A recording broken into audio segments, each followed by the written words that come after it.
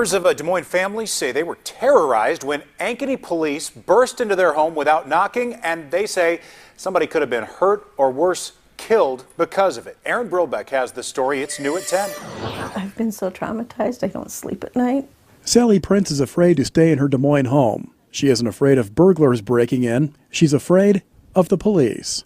On Thursday, Ankeny police executed a search warrant at her home looking for someone they suspected of using stolen credit cards to buy clothes and electronics.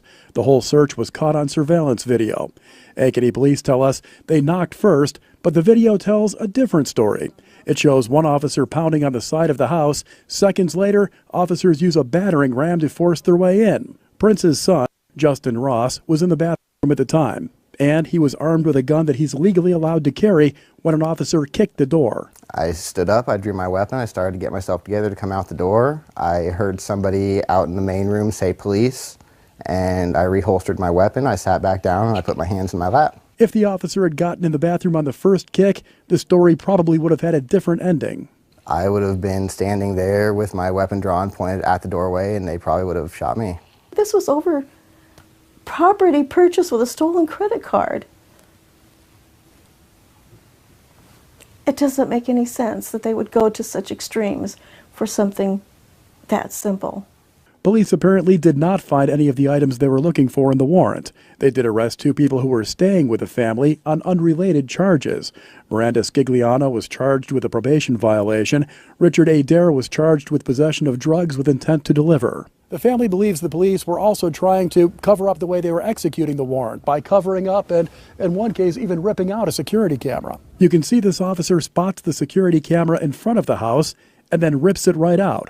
Another officer spots this video camera downstairs and covers it up. The family says if the police had knocked, they would have opened the door and allowed the officers to search the home.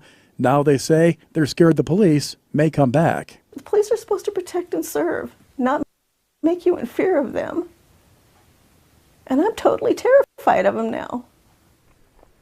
Ankeny police executed the warrant in Des Moines because the alleged theft took place in Ankeny, but the suspects live in Des Moines. Now, Ankeny police say they do not have any written policy governing how they conduct search warrants, and they cannot comment any further on this because it's considered an ongoing investigation. Police always tell us they have reasons for things they do. Anybody in that house with a violent criminal past that would have made them enter that way?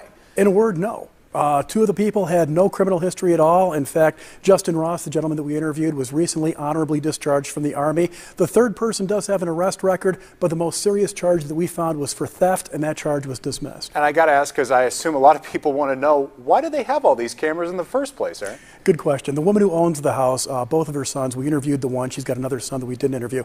They're both audiovisual technicians, so they like to tinker a lot, and they put up a lot of these cameras. They have stereo equipment all over the place, and both of their cars have been broken into in the past, so they hung up these cameras. We'll look forward to you following where this goes. Thank you, Aaron.